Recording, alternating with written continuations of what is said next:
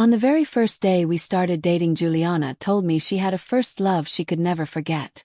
I didn't think much of it. Who doesn't have a first love? A year later, Juliana took me to a cemetery. As I stared at the man's photo on the headstone, I forced out a smile that looked worse than crying. Was that really just a first love? No. He was the one that got away. In that moment I knew it was time to let go. How could the living ever compete with the dead? Just as I was packing my bags ready to disappear, her supposedly dead first love showed up at my door. Chapter 1. The first time I met Juliana was at my childhood friend Ignacio's wedding.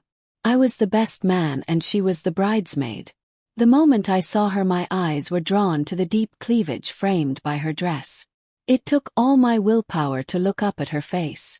Big mistake. She was gorgeous. And she was ice cold. Unfortunately for me, that was exactly my type. Her cool, elegant face paired with a body that should have been illegal was the ultimate contrast. That was the moment I finally understood what love at first sight felt like. Seeing me staring at her like a total simp, Ignacio waved a hand in front of my face. "Skylar, stop staring. You've got no chance. She's famous for being impossible to win over." I just chuckled. I happen to enjoy impossible challenges. After asking around, I found out her name was Juliana. She was Dorotea's college roommate, and Dorotea was Ignacio's wife. Throughout all 4 years of college, countless guys had shown up outside her dorm with guitars, candlelit displays, and bouquets of roses. Every single one of them failed. That's how she earned the nickname Ice Queen. Dorotea told me to drop the fantasy. "You're not the Titanic, so why are you so determined to crash into an iceberg?" I've always been stubborn. The more people tell me not to do something, the more determined I become. Seeing they couldn't talk me out of it, Ignacio and Dorotea gave up. When it was time for the bouquet toss, Dorotea noticed me eagerly getting into position. She sighed, turned her back, and deliberately tossed the bouquet in my direction. Caught it perfectly. The very next second, I walked up to Juliana, held the bouquet out to her, and smiled. "Beautiful, give me a chance." The guests instantly erupted into cheers and the atmosphere exploded. Juliana looked at me without the slightest expression. "Are you sure you want to pursue me?" I nodded seriously. She accepted the bouquet and let out a soft sigh. "You still have time to change your mind. To be honest, there's someone I could never forget." That didn't bother me at all. Who doesn't have a first love? But how many people actually end up with their first love? Seeing that I wasn't backing down, Juliana nodded. "Fine. I'll give you the chance to pursue me. Just don't regret it." Even Ignacio and Dorotea were stunned on stage. I shot them a smug grin. Not wanting to interrupt the wedding any longer, Juliana and I said goodbye to the newlyweds and left. We walked to the riverside. Juliana stood with her hands behind her back, quietly gazing into the distance. I stood behind her, quietly admiring her incredible figure. After a long silence, she turned around and looked at me seriously. "Skylar, why are you pursuing me?" I didn't pretend to be some noble gentleman. I told her exactly what I was thinking. "Because you're beautiful. And you've got an amazing body." A faint smile curled at the corner of her lips. "That's all." I stepped forward until we were standing side by side. "Isn't that enough? I think choosing a girlfriend is a lot like buying clothes. If the way it looks doesn't catch your eye, you'll never even want to try it on. As for whether it actually suits you, you only find out after wearing it for a while." Juliana thought about it for a moment before nodding. "That makes sense," I continued. "But the moment I saw you, I had this overwhelming feeling. You're the one I'm meant to be with." She looked at me in surprise and murmured softly, "Meant to be?" Of course I wasn't dumb enough to keep talking about that. If the conversation somehow drifted to her first love, this relationship would have been over before it even had the chance to begin. Chapter 2. That evening I took Juliana to a street food market. I'd put quite a bit of thought into choosing it for our first date. As expected, watching the bustling crowd around us, her eyes were filled with curiosity. I didn't hold back. Once the skewers arrived, I was eating so fast it felt like the metal sticks were about to spark. "Skylar, why did you bring me here?" Instead of answering, I asked. "You're not some rich heiress, are you?" Juliana shook her head. My dad's a high school teacher and my mom's a doctor. Perfect. Our families weren't that different. I brought you here because you're missing something. She looked at me curiously. What am I missing? I wasn't sure if she'd appreciate me being too blunt. But looking at how distant and untouchable she seemed, like someone completely removed from everyday life, I figured strong medicine worked best for stubborn problems. You're missing a little humanity. I mean, you don't really have that down-to-earth warmth.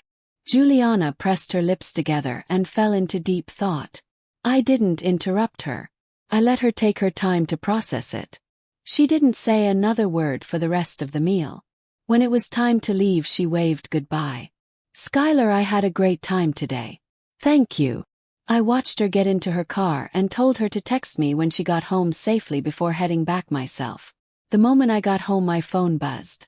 Her message contained just one word. Home. I smiled helplessly and replied, good. Looks like winning her over was going to be a long uphill battle. I just finished my shower when someone knocked on the door. When I opened it, Ignacio and Dorotea were standing outside. Aren't you two supposed to be spending your wedding night together?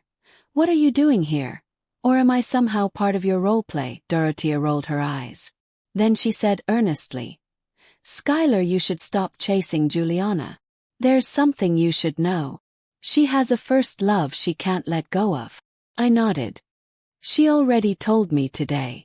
Dorotea's eyes widened. And you're still going after her? I curled my lip dismissively. You're thinking too small. Ignacio shoved me lightly. Quit acting. Mysterious. Just say it. Cleared my throat. Juliana isn't dating because she can't move on from her first love. Dorotea nodded. So, is she still in contact with him? Dorotea thought for a moment. No. At least during the 4 years we shared a dorm room, I never saw her contact him. But she'd often stare off into the distance. The look in her eyes. It was like she was missing someone. Ignacio immediately cut in. See. That's exactly why you shouldn't chase her. You're really going after a woman whose heart already belongs to someone else. I waved my hand. No. You're wrong. I actually like girls who love that deeply. She's just stuck on one chapter of her life. The day she finally turns that page and reaches mine, she'll love me with that same devotion. Doesn't that make sense? Ignacio thought about it for a moment. I guess it does. Not that I can relate. I don't even remember what my first love looked like anymore. The next second, Dorotea grabbed him by the ear. I thought you said I was your first love. Come on. We're going home and you're explaining yourself. Ignoring the bickering newlyweds, I shut the door behind them. Then I lay down on my bed and stared at the ceiling. It all sounded easy enough. But if turning that page were really so simple, Juliana wouldn't still be trapped there today. Chapter 3. From that day on, I made winning Juliana's heart my mission. I couldn't help it. That feeling of being meant for each other was completely addictive. It's hard to put into words. Maybe it happens in a school hallway. Maybe in an empty study room. For just a brief moment it feels like the whole world disappears, leaving only you and her. You can almost feel your heartbeats falling into the same rhythm. It's an incredible feeling. Juliana's office wasn't far from mine.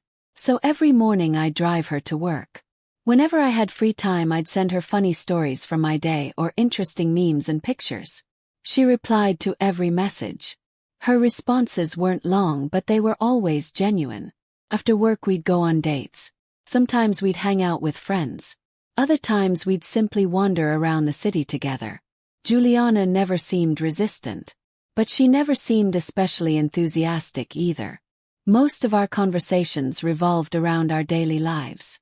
A few times when the topic drifted toward past relationships, I'd immediately change the subject. I genuinely didn't care about her first love. He belonged to the past. I was the present. There was no point competing with someone who was already history. More than half a year passed. Juliana and I grew closer. But only a little. The most intimate thing we'd done was hold hands while taking a walk. Nothing beyond that. Then one night I suddenly got a call from Juliana. For the first time ever I heard panic in her voice. "Skylar, can you come to my house?" My dad collapsed. I jumped out of bed without a second thought and rushed over. By the time I arrived, Juliana's mother was already performing first aid on her husband. After confirming with her that he could be moved safely, I immediately lifted Juliana's father onto my back. The roads were almost empty that late at night. I floored the accelerator. Sitting in the back seat, Juliana's mother pulled out her phone with trembling hands and made several calls. By the time we reached the hospital, a stretcher was already waiting outside the entrance. The emergency doctors rushed Juliana's father straight into the operating room. Juliana stayed outside with her mother. From time to time, doctors came over to comfort her. Only then did I learn that Juliana's mother was a doctor at this very hospital. Meanwhile, I ran all over the building handling the paperwork and paying the medical bills. The operating room lights didn't go out until dawn. Thankfully, Juliana's father pulled through. The doctor who performed the emergency treatment explained that he had suffered a cardiac-related heart attack. If we hadn't gotten him there so quickly, things could have ended very differently. Had they waited for an ambulance to arrive before transporting him, it might have been too late. For the first time, there was warmth in the way Juliana looked at me. After running around the entire night, I felt like I was about to collapse. But seeing the gratitude in her eyes made every bit of it worthwhile. After her father was transferred to a regular hospital room, I volunteered to take care of him. As the only man there, it was simply more convenient. Juliana's father turned out to be an easygoing man. During those few days we talked about all sorts of things. The way he looked at me gradually became kinder and kinder. Instead of giving me a hard time for stealing away his precious daughter, he treated me with genuine warmth.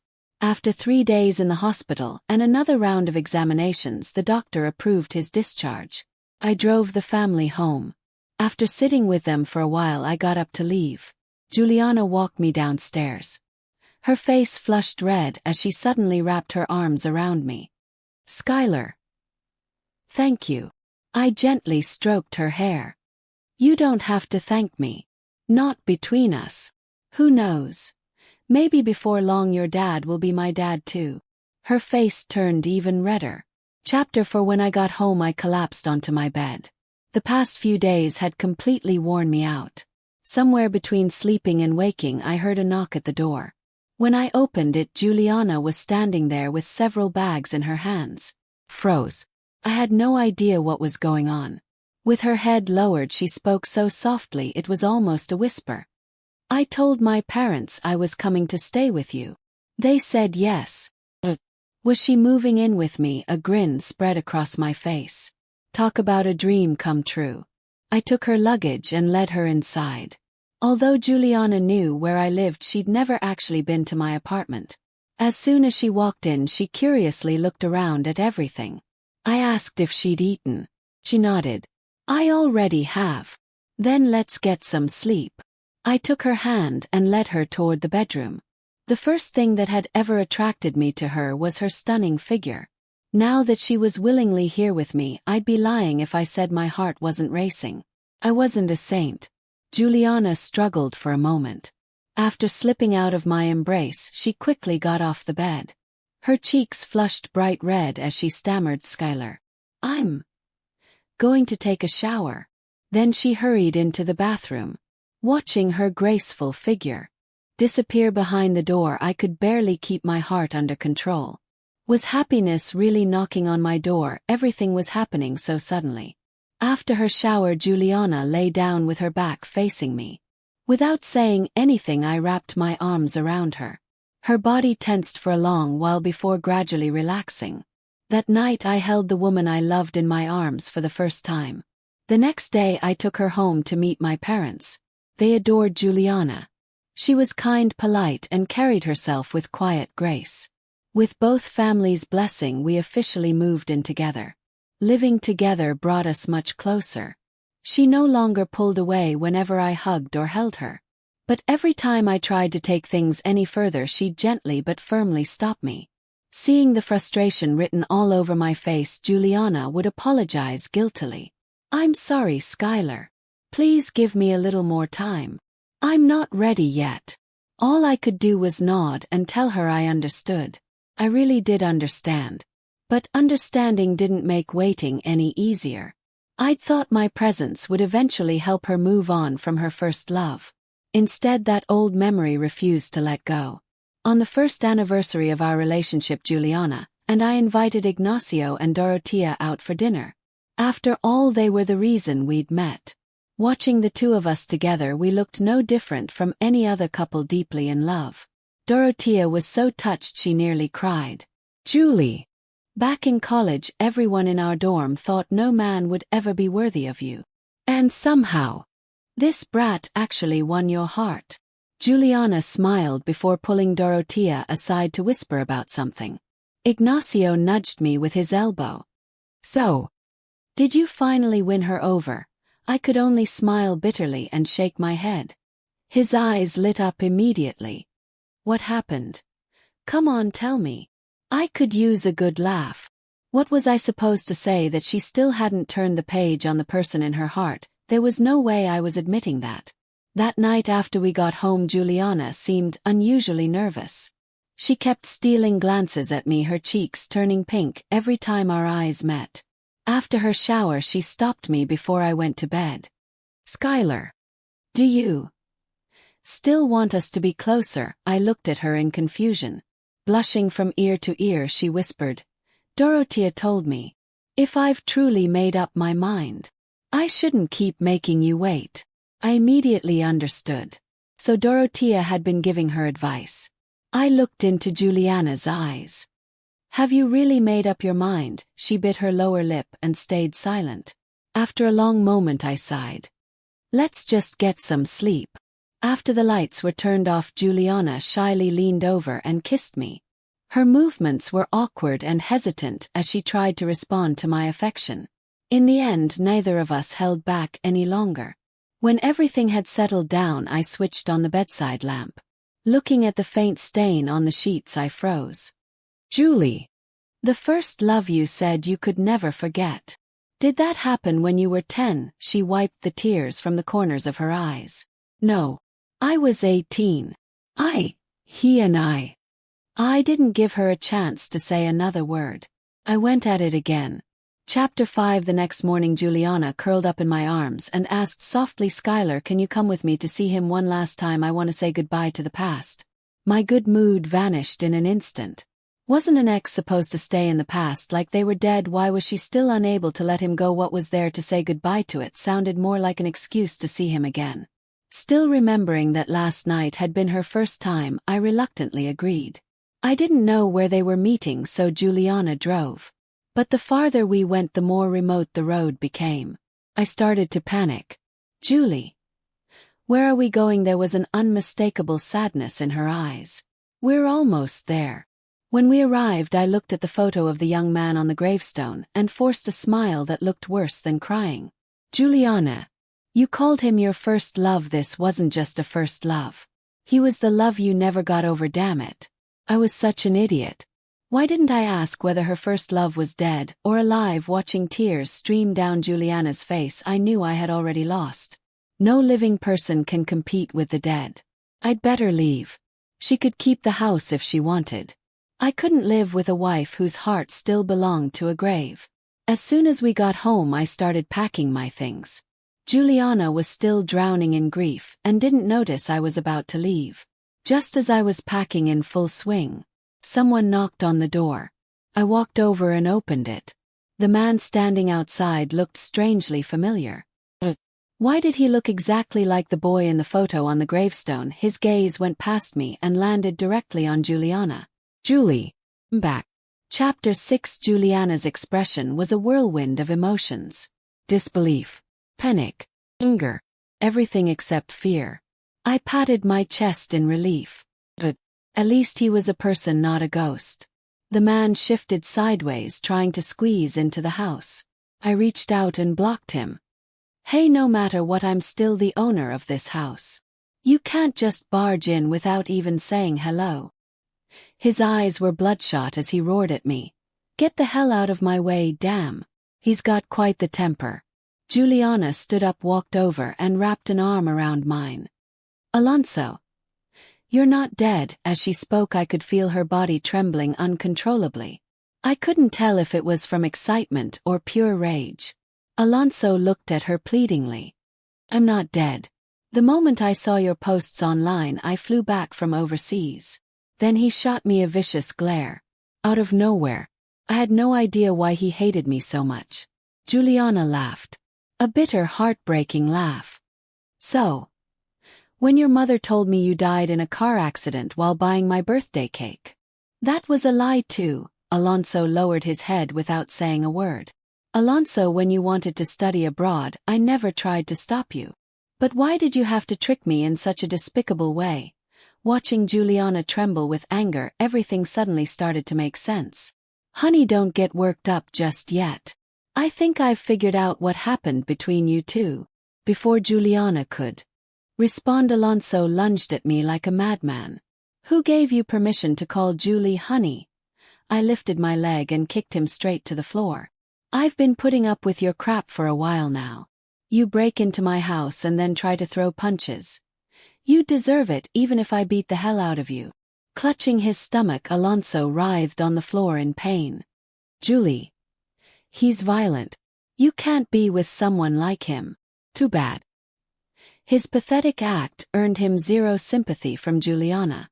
She looked at him expressionlessly for a second before turning away. Ignoring the man rolling around on the floor, I led Juliana back to the couch. Honey, listen to my theory. If I get anything wrong, just correct me. Juliana nodded obediently. You were classmates. He was your first love. You dated for years. Juliana held up 3 fingers. We met in high school. We were together for 3 years.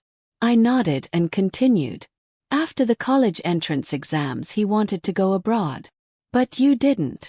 Juliana pressed her lips together and nodded. I glanced at Alonso, who was still lying on the floor. Raising an eyebrow, I said, Now I get it.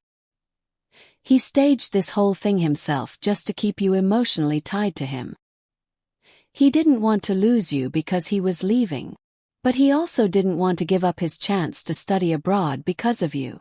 So on his way to buy your birthday gift, he conveniently died in a car accident. He faked his death, slipped away, and left the country. Then once he was overseas, he had his mother tell you what had happened. So you'd spend years drowning in guilt and never get over him. That way, no matter how many years later he came back, he'd still have a chance to win you back. Because you'd never be able to forget him. Juliana's expression changed. She slowly turned and fixed her eyes on Alonso without blinking. A flash of panic crossed Alonso's face. He shouted at me, Stop making things up. I really was hit by a car back then. I almost didn't make it. I let out a scoff. Give me a break, kid. Your script is way too cheesy. Isn't this just one of those worn-out fake death plots from those old Hong Kong and Taiwanese dramas? Only someone as trusting as Julie would have fallen for it. You said you were in a car accident. Where's the hospital record? Where's your medical file? This time Alonso had nothing to say. Chapter 7. I ignored him and turned to Juliana. Now there's just one last question. Why did he rush back from overseas the moment he saw your Instagram? What exactly did you post? Blushing, Juliana shyly handed me her phone. Why, you'll have to see for yourself. I took the phone and asked, Password? She answered softly, Your birthday. That instantly put me in a good mood. After unlocking it, I opened Instagram. I hadn't used the app in well over a decade. I didn't expect Juliana was still active on it. She only had one friend. Profile named Alone. I didn't have to guess who it was. Alonso. Juliana had been posting there all along. For the first few years, every post was filled with guilt and longing for Alonso. She kept blaming herself, wondering why she'd insisted on making him buy that birthday cake. I couldn't help laughing. Juliana looked at me in confusion. Skylar, what are you laughing at? I gently patted her on the head. Silly girl. You weren't being unreasonable at all. Forget a birthday cake. Even if you'd asked Alonso to buy an orange, he still would have ended up getting hit by that car. Juliana pouted. Her big watery eyes were full of grievance. Kept scrolling. About a year ago her posts started to change. Today I was my best friend's bridesmaid. The best man was so weird. No one's ever looked at me like that before. Most people only sneak a glance or two. But he shamelessly checked me out from head to toe. What a jerk. But the moment he handed me the bouquet, it felt like everyone else disappeared. There were only the two of us at the wedding. The way our hearts seemed to beat in sync. It was indescribable. So when he said he wanted to date me, I said yes without even thinking. It felt like fate had brought him to me. I looked up at Juliana. Her cheeks were bright red. Oh, I wasn't the only one who'd felt that instant connection. Maybe that was what people meant by fate. The posts that followed were little snapshots of our everyday life together. Mentions of Alonso became fewer and fewer. When her father collapsed, she wrote about that too. Dad suddenly collapsed today. Mom and I completely panicked. While Mom was giving him first aid, she told me to call for help. Strangely, I didn't call an ambulance first. The first person I called was Skylar. It turned out that was the right decision. The moment he arrived and carried Dad on his back, I felt completely safe. Watching him run around the hospital taking care of everything, I felt so at peace. Maybe he's the person I can truly rely on. Dad came home from the hospital today. For the first time in my life I had a bold idea. I told my parents I wanted to move in with Skylar. I never expected them to say yes. But when I stood outside Skylar's door with my suitcase, I was terrified. What if he thought less of me because of it? I looked at Juliana with a teasing smile. She was so embarrassed that she buried her face against her chest. I read through every post she'd made after we started living together. It was obvious, little by little. Her heart had completely drifted toward me. Then I reached yesterday's post. It was the last one she'd written. Today we treated my best friend and her husband to dinner. During the meal, my best friend pulled me aside and asked if Skylar and I had done it yet. I didn't know how to answer. Over this past year together, Skylar has proven again and again that he's someone I can trust with my whole life. I want to give myself to him. But I've never experienced anything like that before. I'm scared. My best friend told me that sometimes a girl just has to make the first move. She said no man can resist it when the girl takes the initiative. I've decided to try tonight. Juliana, you can do this. Chapter 8. Looking at Alonso lying on the floor with a face as pale as death, I asked, so the real reason you came back was because you saw Juliana was finally ready to give herself completely to me, wasn't it? You panicked. You were afraid you'd never get another chance to win her back. Alonso didn't answer. He didn't have to. That had to be the reason. Otherwise, why would he leave his PhD program overseas and rush back? I let out a cold laugh. Alonso, what exactly have all those years of studying taught you? You're the kind of selfish guy who wants to have it both ways. If someone like you ever ends up in a position of power, a lot of people are going to suffer. My advice: learn how to be a decent human being before you bury yourself in more books. Otherwise, you'll just become a walking disaster. Alonso kept pretending not to hear me. Not a word. Juliana looked at him without the slightest ripple in her eyes, as if she were looking at a complete stranger. I let out a long breath. Bless. That chapter of her life was finally over. To be honest, I was actually glad Alonso was alive. At least I didn't have to spend the rest of my life wondering. Otherwise, if one day I'd stumbled across Juliana's Instagram, I'd probably regret it forever. Just as I was about to reread her posts, Juliana gently tugged at my hand. Honey, maybe we should call the police. If he keeps lying in our house and the neighbors see him, it won't look good. For a second I thought I'd misheard her. Honey, what did you just call me? Blushing, she softly repeated it. Husband. It was the first time she'd ever called me that. Normally she never minded when I called her honey, but she'd never once called me husband. At that moment Alonso suddenly let out a beast-like roar. Then he scrambled to his feet and fled our house in utter disgrace. Watching him run away, I smacked my lips. Honey, do you think it's a little cruel that we're rubbing our happiness in front of your first love? Juliana lightly smacked me on the arm. That night I very thoroughly made up for our missed lessons. I couldn't help it. Her cool little face paired with that unfairly perfect figure. She was absolutely addictive. Honey, even if Alonso had really died, he still wouldn't compare to me, right? See, that's what I thought. How could a dead man ever beat a living one? Look how happy you are now. Husband, you're such a pervert. After finally breaking down that last emotional wall between us, our relationship took off. Even if we didn't say a word, just exchanging a glance across the dinner table was enough to see the happiness in each other's eyes. A month later, my parents and I brought gifts to Juliana's home to formally meet her family. Her parents welcomed us warmly. Ever since I'd saved her father's life, they couldn't stop smiling whenever they saw me. At lunch, Juliana's father prepared a huge feast and even brought out a bottle of liquor he'd been saving for years. Just as he was about to pour himself a drink, I stopped him. My dad frowned at me, thinking I'd crossed the line. Juliana's mother smiled and explained, "Please don't misunderstand, Skylar. My husband has heart disease. He can't drink." The moment my dad heard that, he immediately turned his wine glass upside down on the table. "Then none of us should drink. If no one else drinks, he won't be tempted either." The meal couldn't have gone better. Afterward, both families gathered in the living room to discuss the bride price. Juliana looked nervous, afraid such practical matters might create tension between our families. I gently squeezed her hand, telling her not to worry. My mother smiled, took out a bank card, and handed it to Juliana's mother. Traditionally, the bride price around here is $188,000. But I adore Julie, so I added another $100,000. There's $288,000 on this card. Please accept it.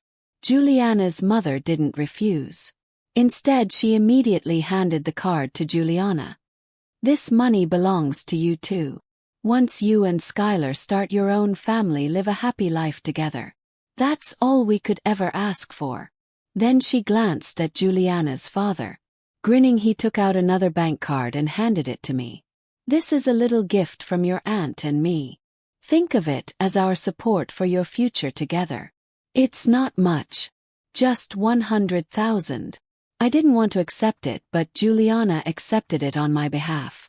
For one of the rare times, a bright smile appeared on her face. "Thank you, Mom and Dad."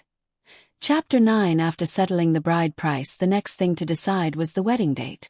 Juliana was scheduled to take the Certified Public Accountant exam in 6 months. It meant a great deal to her. She had been preparing for it for a long time. I didn't want the wedding to interfere with her studies, so we agreed to hold the wedding 6 months later. Both sets of parents nodded in approval. When a child is working hard toward their future, parents should support them no matter what. Once everything was settled, my parents and I left her house. As Juliana walked us to the door, she glanced around to make sure no one was nearby before leaning close to whisper in my ear, "Husband, take your parents home first. I'll be waiting for you." Seeing her flushed little face made my heart race. It wasn't often that someone as shy and reserved as her took the initiative. After the wedding date was set, we invited our friends out for dinner. All of Juliana's college roommates came. They were still shocked that she was getting married. After all, she'd done such a perfect job maintaining her cool, untouchable image back in college. The most excited people, however, were Ignacio and Dorotea. Dorotea insisted that she deserved a seat at the main table during the wedding. "If I hadn't dragged Juliana into being my bridesmaid, you two never would have met." Ignacio immediately backed her up. "My wife is absolutely right. No matter how you look at it, we're your matchmakers." I curled my lip and looked at them with obvious skepticism. The moment our friends saw my expression, they knew there was a story behind it. After a few drinks, Ignacio was getting tipsy. "Skylar, why are you looking at me like that? Aren't my wife and I the reason you two got together?" I let out a cold laugh. "Really? Who was the one who kept telling me Juliana was impossible to win over? Who said I didn't stand a chance? Ignacio awkwardly glanced at Juliana. Then I turned to Dorotea. And who told me to give up that unrealistic fantasy? You even said I wasn't the Titanic, so why insist on crashing into an iceberg? Dorotea pressed her lips together. Seeing how awkward things had become, Juliana quickly stepped in. Husband, you can't say that.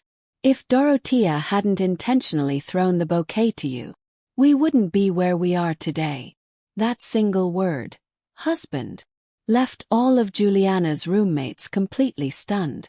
Dorotea immediately grabbed the roommate beside her in excitement. This is unbelievable.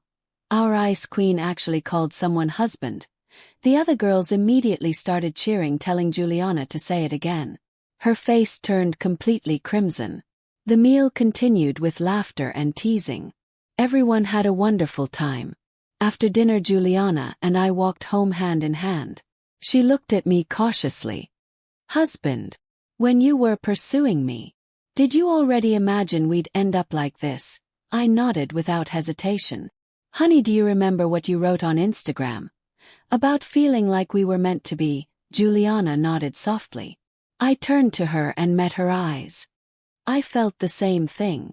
When Ignacio and Dorotea kept trying to talk me out of chasing you, I told them I was going to pursue you no matter what. Because that feeling was impossible to ignore. It was like the entire world disappeared, and there were only the two of us, as if we were destined to be together. Juliana looked up at the bright moon hanging in the night sky. You're right. Looking back now, that's exactly how it felt. We were always meant to be together. Hand in hand we walked on without saying another word. That feeling returned once more. It was as though the entire world had faded away, leaving only the two of us. The crowded streets, the endless traffic, the noise of the city. All of it disappeared. All I could feel was our hearts beating in perfect sync. Chapter 10. Just as we were wrapped up in that indescribable feeling, a dark figure suddenly jumped out in front of us. The moment was instantly ruined. I was so annoyed I could have blown a gasket. Who the hell didn't have the sense to watch where they were going? Then I looked closer. It was Alonso. That only made me even more irritated. Juliana was upset too. Without even glancing at him, she held my hand and tried to walk around him. But with a loud thud, Alonso dropped to his knees in front of her. Julie, I'm sorry. I was wrong. I never should have lied to you. Can you forgive me just this once? I finally understand now. Nothing matters more than you. I really can't live without you. I turned to look at Juliana. Her eyes were so clear they were almost frightening. There was no love left in them. Not even hatred. Alonso, please don't show up in front of me again. To me, you're just a stranger I happen to recognize. Her voice was completely devoid of warmth. Alonso was visibly shaken by her indifference. Julie, please don't do this. I know I was wrong. Even if you hate me, that's okay. Juliana's expression remained as cold as ice. Why would I hate you? If you hadn't shown up today, I probably would have forgotten someone like you even existed. That felt incredibly satisfying. Nothing cuts deeper than being ignored. Hatred at least means the other person still cares. But being looked through as if you were nothing more than air. No one could take that without breaking. Chapter 11. Alonso's return turned out to be nothing more than a brief interruption. The kind of thing people forget almost as soon as it's over. It was hard to leave a lasting impression. The man who had once been Juliana's unforgettable first love had become someone she wouldn't even remember unless she deliberately thought about him. I guess a first love is easiest to romanticize when it stays in the past. A living one rarely remains unforgettable forever. I thought Alonso would have taken the hint and backed off. Turns out he had no shame at all. After being ignored like that, most people would have had enough dignity to walk away. Not him. The very next evening, when I went to pick Juliana up from work, I spotted him from a distance. He was trailing behind her like a lost puppy, rambling non-stop. Juliana didn't even spare him a glance. She simply ignored him. One of the security guards at the entrance noticed what was happening and walked over to ask her about it. Juliana gently shook her head and pointed at Alonso. From the way her lips moved, I could tell exactly what she'd said. "I don't know him." The guard's eyes widened instantly. Pointing at Alonso, he barked, "Sir, leave immediately. If you continue harassing our employee, I'll be forced to remove you." I quickened my pace and walked over to Juliana. The moment she saw me, her face lit up with a smile. "Husband, you're here." I nodded and pointed at Alonso, who was now struggling with the security guard. "What's going on here?" Afraid I might misunderstand, Juliana hurried to explain. "Honey, I have no idea why he showed up here. But I didn't say a single word to him." Seeing the panic on her face, I immediately reassured her. "Relax. You really think I wouldn't trust my own wife? What I mean is, he can't keep harassing you like this every day." The security guard heard that, pulled out his baton and smacked Alonso across the head several times. "So you're a repeat offender, huh? Get lost. If I catch you anywhere near this company again, I'm calling the police." Holding his head, Alonso fled in embarrassment. The guard jogged back over to Juliana. "Director, I promise. I won't let that man get anywhere near the company again. And, Director, could you do me a favor and not bring this up at tomorrow morning's meeting?" Juliana nodded gently. To everyone at work, she seemed difficult to approach. She always wore the same expressionless face, cold to everyone around her. But in reality, she was surprisingly easygoing. As long as you didn't cross her boundaries, she almost never lost her temper. After getting her promise, the security guard was overjoyed. From then on, he patrolled the grounds with his baton at his side, constantly watching for Alonso. Alonso did come back a few more times. But after getting chased off and beaten a few times, he finally learned his lesson. 6 months flew by. As Juliana walked out of the CPA exam, she smiled brightly at me. "Husband, I'm definitely going to pass." Hearing her say that, I knew she had done well. After taking her home, she reminded me again and again to arrive early the next morning to pick her up for the wedding. She couldn't wait to become my wife. As it happened, the next day was also her birthday. A birthday and a wedding, 2 celebrations wrapped into one. Early the next morning, I drove to Juliana's house. After all the traditional wedding games and plenty of laughter with my groomsmen, I carried Juliana in my arms toward the car. Just then a man's voice rang out from the distance. "Julie, don't marry him. Look what I brought." I looked up. Alonso was sprinting toward us holding a birthday cake. "Julie, the birthday cake I never got to give you 10 years ago. I'm finally bringing it to you now." Perhaps he really was in a hurry. He climbed right over the median barrier without a second thought. I quickly covered Juliana's eyes with my hand. It was horrifying. A speeding dump truck ran him over without slowing down. There was Alonso all over the road. Well, I guess the role he once acted out had finally become reality.